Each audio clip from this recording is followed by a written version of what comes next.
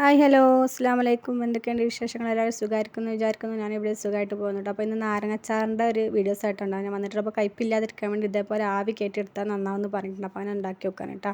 അപ്പോൾ ഞാൻ ഇഡ്ഡലി ചെമ്പിൽ വെള്ളം വെച്ചിട്ട് അതിൻ്റെ മുകളിൽ ഒരു പാത്രത്തിൽ നുറുക്കിയിട്ട് അതിൽ കുറച്ച് ഉപ്പ് ഇട്ടിട്ടാണ് കേട്ടോ. മുറിച്ചതിന് ശേഷം ഉപ്പ് ഇട്ടിട്ട് ഇതേപോലെ ഒന്ന് ആവി കയറ്റിയെടുത്തിട്ടുണ്ട് കേട്ടോ. അപ്പോൾ ഇപ്പോൾ ഞാൻ ആവി കയറ്റിയെടുത്തിട്ടുണ്ട്. ഉപ്പിട്ടിട്ടാണ് ചെയ്തിട്ടുള്ളത്. ഇനി ഒരു ചട്ടി വെച്ചിട്ട് അതിലേക്ക് കുറച്ച് കടുക് ഇട്ട് കൊടുക്കുക. അതേപോലെ തന്നെ കുറച്ച് ഉലുവയും കൂടെ നന്നായിട്ടൊന്ന് പൊട്ടിച്ചെടുക്കുന്നുണ്ട് കേട്ടോ ആദ്യം തന്നെ. അപ്പോൾ അതൊന്ന് ഒന്ന് വറുത്ത് എടുക്കുന്നുണ്ട് കേട്ടോ. വറുത്തിട്ടൊന്ന് പൊടിച്ചെടുക്കാൻ വേണ്ടിയിട്ടാണ്. അപ്പോൾ അത് പാത്രത്തിലേക്ക് മാറ്റി കൊടുക്കുന്നുണ്ട്. എന്നിട്ട് ആ ചട്ടിയിൽ തന്നെ കുറച്ച് വെളിച്ചെണ്ണ ഇട്ട് ഒഴിച്ച് കൊടുക്കുന്നത്. പച്ചെണ്ണ വേണമെങ്കിൽ അങ്ങനെ ഒഴിച്ച് കൊടുക്കാം. ഞാനിപ്പോൾ വെളിച്ചെണ്ണയിലാണ് കേട്ടോ ഉണ്ടാക്കിയെടുത്തിട്ടുള്ളത്. വെളിച്ചെണ്ണ ഒഴിച്ച് കൊടുത്തിട്ട് അതിലേക്ക് ഇതേപോലെ തന്നെ കുറച്ച് കടുക് കുറച്ച് ഉലുവയും കൂടെ ഒന്ന് പൊട്ടിച്ചെടുക്കുന്നുണ്ട്.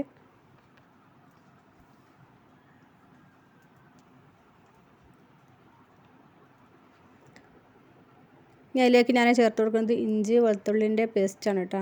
അതും കൂടെ ചേർത്ത് കൊടുക്കുക. പിന്നെ പച്ചമുളക് ചേർക്കണമെന്നുണ്ടെങ്കിൽ അതും കൂടെ ഇപ്പോൾ ചേർത്ത് കൊടുക്കാം കേട്ടോ. ഞാൻ കുറച്ച് കറിവേപ്പിലയും കൂടെ ചേർത്തിട്ട് നന്നായിട്ട് ഇതൊന്ന് അതിൻ്റെ പച്ചമണമൊക്കെ പോകണ വരെ ഒന്ന് നന്നായിട്ട് ഇതൊന്ന് വറുത്തെടുക്കണം കേട്ടോ. അപ്പോൾ അങ്ങനെ ആയി എടുത്തിട്ടുണ്ട്. ഞാൻ ഇതിലേക്ക് ചേർത്ത് കൊടുക്കുന്നത് മുളക് പൊടിയാണ് കേട്ടോ.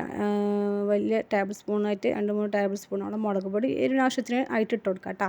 ഞാനായിട്ട് കൊടുത്തിട്ടുണ്ട്. പിന്നെ 1/2 സ്പൂണോളം മഞ്ഞൾപ്പൊടി കൂടെ ചേർത്തോട്ട് നന്നായിട്ട് ഇതൊന്ന് ഇതിൻ്റെ പച്ചമണം കൂടെ പോകണ വരെ നന്നായിട്ടൊന്ന് അതിലിട്ടിട്ടൊന്ന് ഇതേപോലെ വറുത്തെടുക്കാം കേട്ടോ.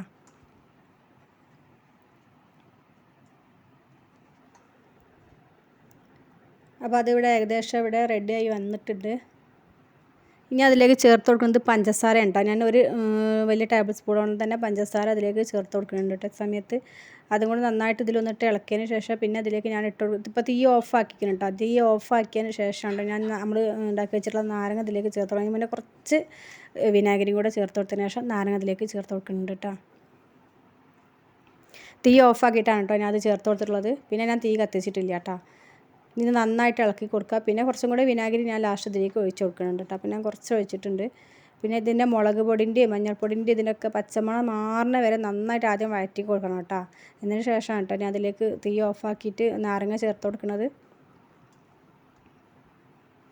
കണ്ടില്ല, അടിപൊളിയായിട്ട് തന്നെ വന്നിട്ടുണ്ട് കേട്ടോ. ഇനി അതിലേക്ക് ഞാൻ ലാസ്റ്റ് നമ്മൾ പൊടിച്ച് വെച്ചിട്ടുള്ള ഉലുവയും കടുകും ഉണ്ടല്ലോ അതും കൂടെ ചേർത്ത് കൊടുക്കുന്നുണ്ട് കേട്ടോ. ഈ സമയത്ത് കായപ്പൊടി ഉണ്ടെങ്കിൽ അതും കൂടെ ചേർത്ത് കൊടുത്താൽ നല്ലതായിരിക്കും കേട്ടോ. ഞാനത് ചേർത്ത് കൊടുത്തിട്ടില്ല. ഉലുവയും കടുകും കൂടെ വറുത്തത് ചേർത്ത് കൊടുത്താൽ നമ്മൾ അടിപൊളിയായിട്ടുള്ള നാരങ്ങ അച്ചാർ ഇവിടെ റെഡി ആയിട്ടുണ്ട് കേട്ടോ. പിന്നെ ആവി കയറ്റിയെടുത്തോണ്ട് തന്നെ നമുക്ക് ഇന്ന് തന്നെ ഇത് കഴിക്കാനും പറ്റും കേട്ടോ. അല്ല ആവിയിൽ നല്ല വെന്തതുകൊണ്ട് തന്നെ.